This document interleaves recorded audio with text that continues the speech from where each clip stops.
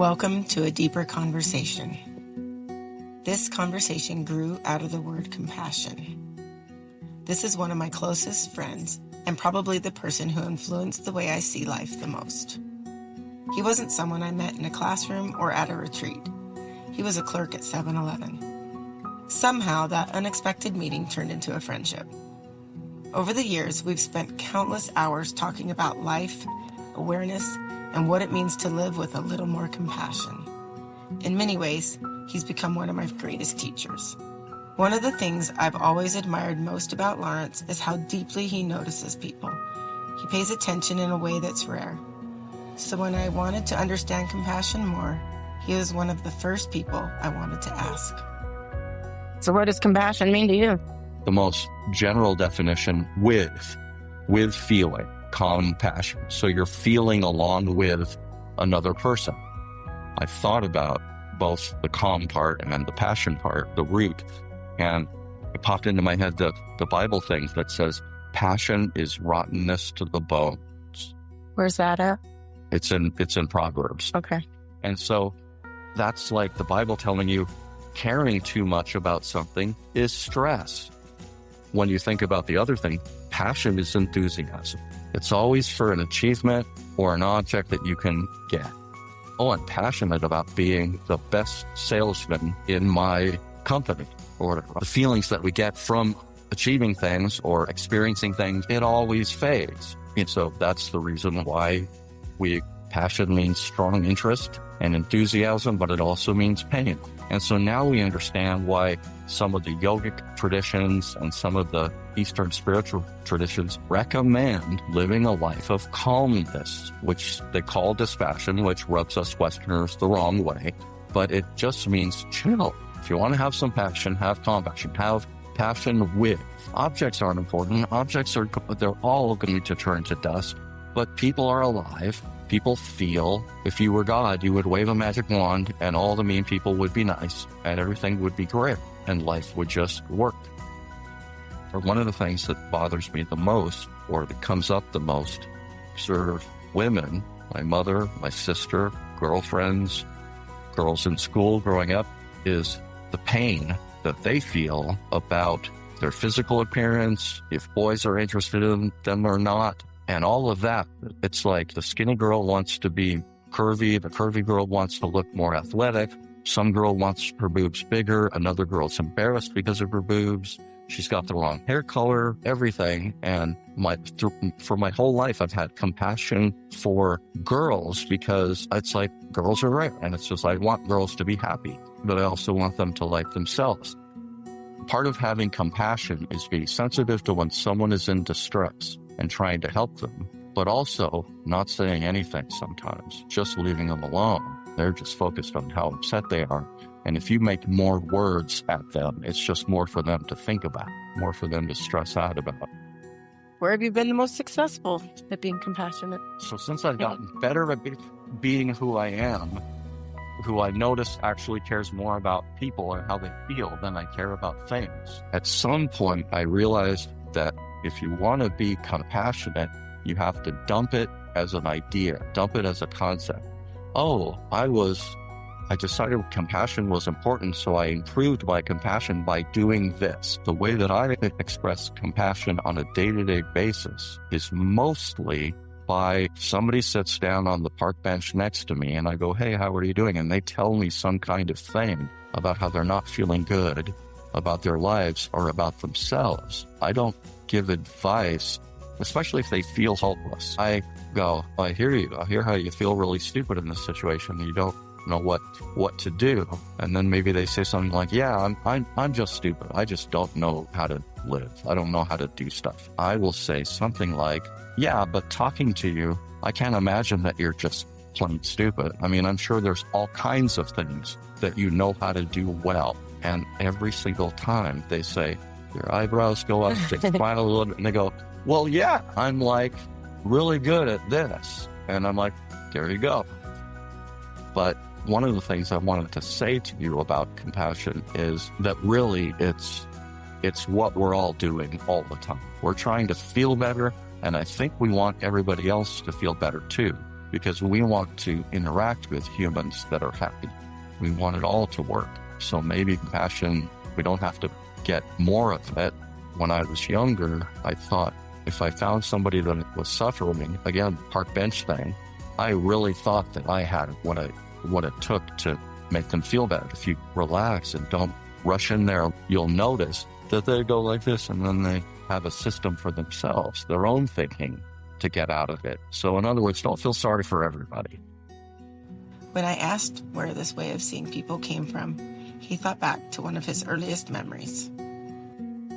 When Mom was a hand-wringing, worried person, she would smoke cigarettes, watch television, and read a book at the same time, just so she didn't have to think about what she was worried about.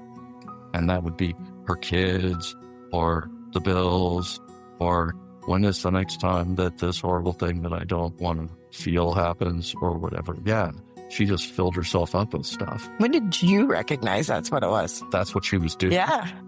Well, that's how she did life later, those three things. When I was just a boy, the fourth thing was the scotch and water on the rocks. And I was her bartender.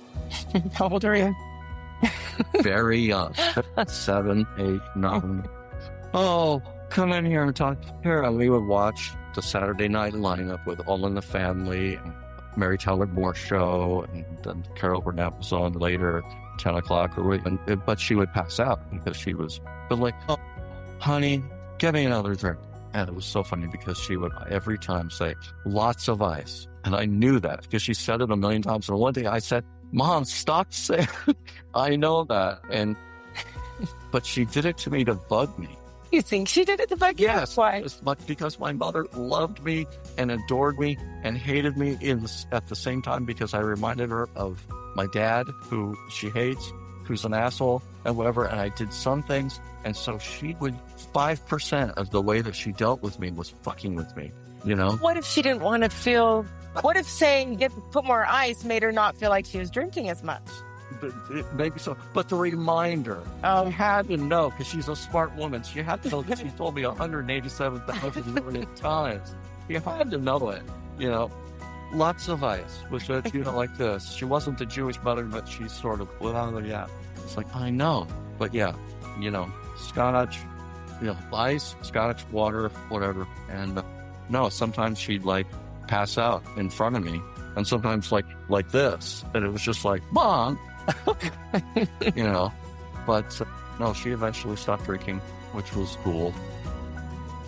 That experience seemed to shape the way he relates to people today. So I asked him what compassion has taught him over the years. And the other thing I learned about actually practicing, or actually being a compassionate person, is the concept of nobody needs your help. It's already perfect the way it is. I think here's a valuable skill I've learned. Don't turn what they're saying, their experiential words, into concepts. Don't listen, which is you're pretending to listen. Don't hear their story and then go, so what you're saying is you're afraid that you're insecure and that you want to not be insecure. You just ruined everything. You turned it into this idea. So what would you have said? There's a lot of things I might say, depending upon, I shouldn't be so fearful. So that means I'm insecure, right? I'm like, no, you're just afraid because of course you would be afraid in this situation. And I would say, but you're not insecure. See, that's just a label. Are you always fearful? And they're like, no. And I said, if you weren't really insecure, you would always be afraid. And they go, yeah, you're right. You're right. And I really was an idiot as far as helping people, communicating with people for a long time, until something shifted with me, which was, you really have to pay attention to what they're saying. Don't be in your own head, and don't think that you can help them with words that are not the level that they're coming from right now.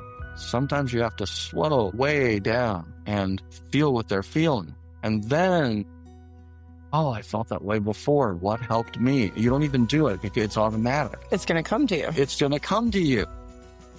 One thing I've always admired about Lawrence is that he rarely stops at someone's behavior. He's always curious about where it came from, what's underneath it, and the person behind it.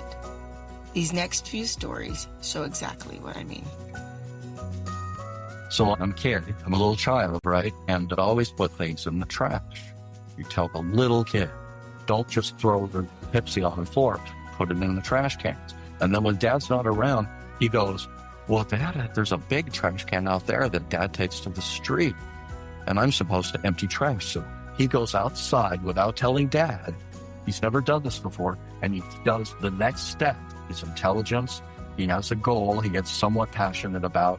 I'm going to make my dad proud and feel like I'm doing what I'm supposed to do. So you go out there and you dump it in the big thing, and then you look around, and then you see that I don't know what Tuesday is versus I don't know the days of the week, but I see the truck coming in, and I looked out the window and I've seen the truck.